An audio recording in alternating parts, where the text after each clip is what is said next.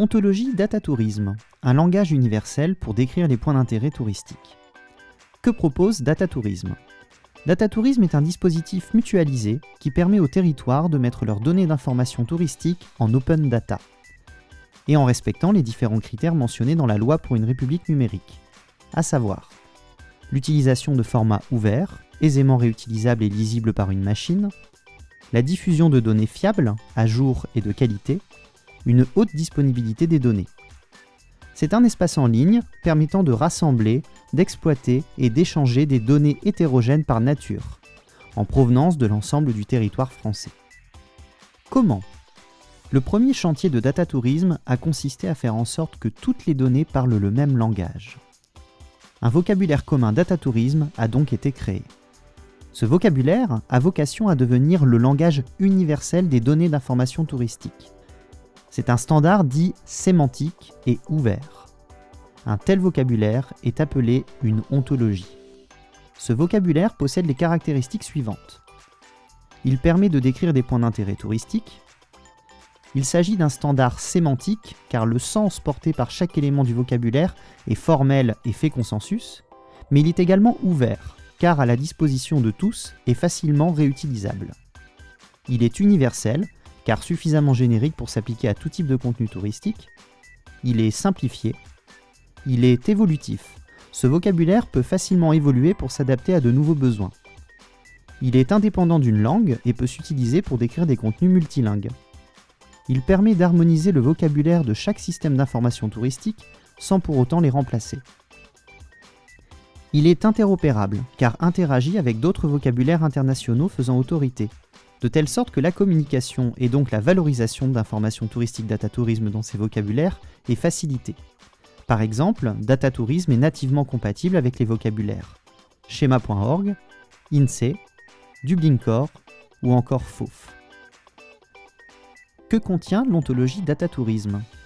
L'ontologie datatourisme contient plusieurs concepts, relations et propriétés permettant de décrire un contenu touristique. Parmi ces concepts, les points d'intérêt touristique ou POI sont centraux. C'est la définition minimale de tout objet touristique.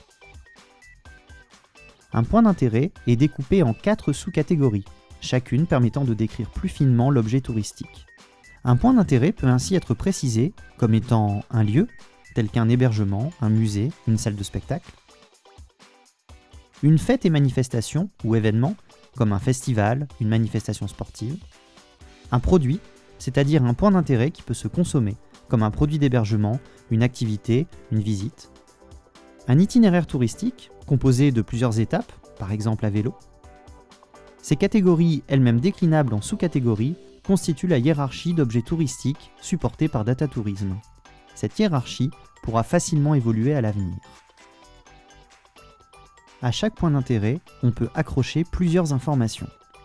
Les principales informations sont là où les catégories les plus fines possibles qui permettent de caractériser l'objet touristique, un libellé qui peut être multilingue, une description, elle-même multilingue, une localisation compatible schema.org et notamment une adresse, une géolocalisation ou encore les horaires d'ouverture qui s'y appliquent.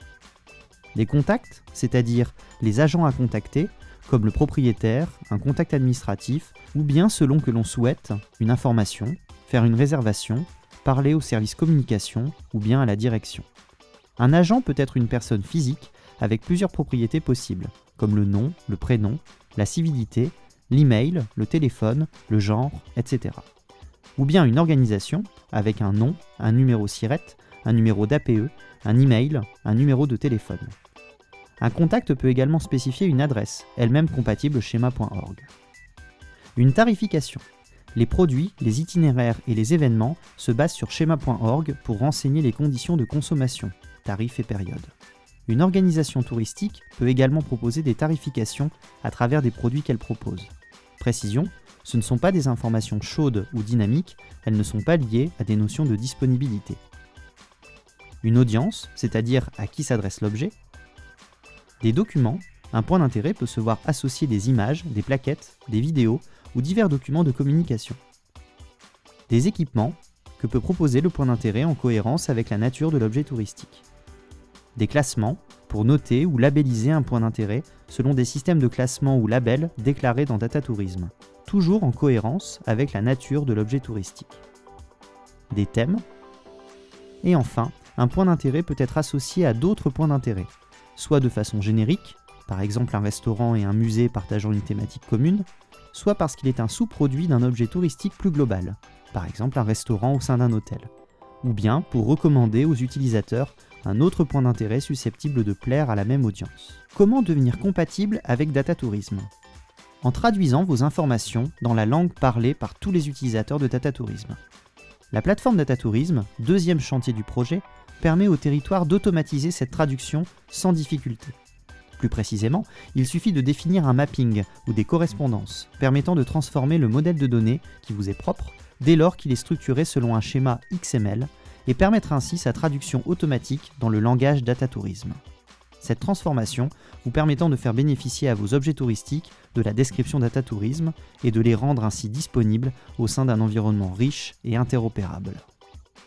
Prenons par exemple 3 flux XML provenant de 3 SIT différents. Chaque SIT possède son propre vocabulaire pour représenter l'information touristique. La plateforme Datatourisme permet de transformer ces 3 flux en une seule et unique représentation harmonisée pour ces 3 points d'intérêt touristiques. On retrouve la catégorisation commune, lieu, restaurant, mais aussi l'équipement Wi-Fi et la proximité d'une gare ferroviaire. Les vocabulaires des flux de ces 3 SIT sont ainsi réconciliés au sein du vocabulaire unique Datatourisme, les rendant ainsi disponibles au sein d'un environnement riche et interopérable. L'inverse est également possible afin de vous permettre de bénéficier en retour des apports d'informations de la plateforme Datatourisme. Les avantages de ce nouveau format. Au final, le format proposé par Datatourisme permet au système d'information touristique des territoires, ainsi qu'à l'ensemble des professionnels du tourisme, d'harmoniser leurs données au sein d'un environnement commun et interopérable, avec un vocabulaire qui fait consensus. En promouvant l'ouverture et l'accessibilité, il aide à dynamiser la découverte et l'implémentation de nouveaux usages numériques au service des touristes et des destinations.